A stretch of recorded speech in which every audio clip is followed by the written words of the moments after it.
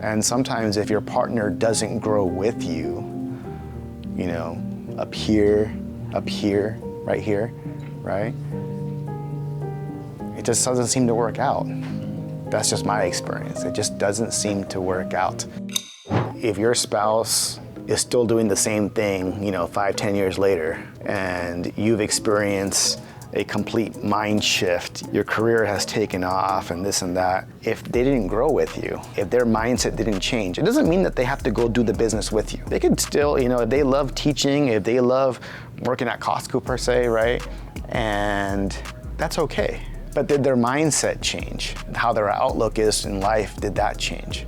Because if it didn't, it's gonna be really hard to have a really good connection with them down the road, because the only way that you can become successful in this business is if your mindset changes. I always say this one thing, it's in order to earn more, you must become more. Everything about you is gonna grow. Spiritually, mentally, physically, everything about you grows in order to become super successful. And sometimes if your partner doesn't grow with you, up here, right here, it just doesn't seem to work out.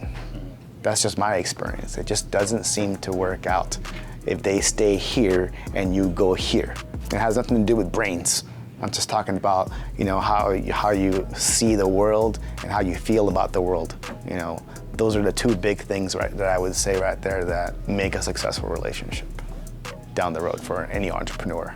In the beginning as an entrepreneur, you have long nights, you're gonna work every single day. And if your significant other is just a 9-to-5er and they're living for the weekend, they might not understand that, hey, you know what? You work 15 hours a day and you're gonna work Saturdays and Sundays and you're not focused on partying and stuff like that. And if they're not gonna be along for that, and they don't want to be a part of that growth, it's not going to work. They have to understand what you're trying to do something extraordinary, something that you've never done before.